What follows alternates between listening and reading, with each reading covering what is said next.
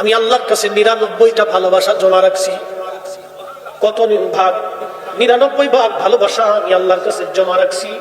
যদি এই ভালোবাসা আপনার উম্মত পাইতে চায়, বলে দেন ইন কুনতুম তুহিব্বুনাল্লাহ, আমি আল্লাহকে যদি ওরা ভালোবাসার দাবি করে, তাহলে আপনি বলেন ফাত্তাবিউনি, আপনি নবীর ইত্তেবা করে আপনাকেই ভালোবাসে। আপনি নবীর ইত্তেবা মুহাব্বত যার অন্তরে থাকবে, ইউহিব্বুকুমুল্লাহ, আমি আল্লাহ, আমি আল্লাহ, আমি আল্লাহ, আমি আল্লাহ তাকে ভালোবাসি। এক চিৎকার মেরে বলেন আল্লাহু আকবার। মায়ের ভালোবাসার ভিতরে খুঁত আছে।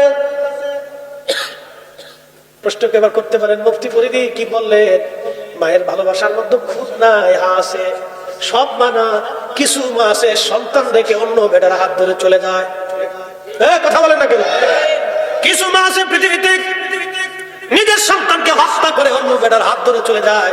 আমি বাস্তবতা থেকে বলি, এটা মা হতে পারে না, বাপ, এটা মার তালিকায় নাই। তারপরও বলি তো নারী জাতি, তার ভালোবাসার মধ্যে খুঁত আছে। কিন্তু একমাত্র যে দুইজনের ভালোবাসার মধ্যে কোনো খুঁত নাই, প্রথম নম্বরে আল্লাহ, 2 নম্বরে নবী। কথা বলেন ঠিক কিনা?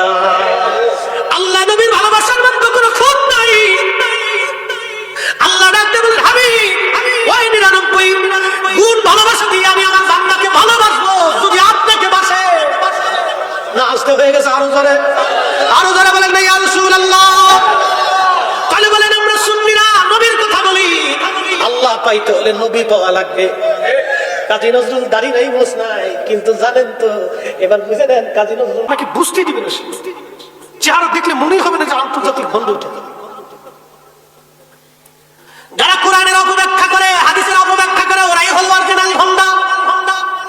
পৃথিবীর মুসলমানেরা, ওরা বরুণার বাবাজিরা, মাইকের আওয়াজ যতদূর যায়, খুব মনোযোগ দিয়ে, এই পৃথিবীতে আল্লাহ আপনাকে ভালোবাসে।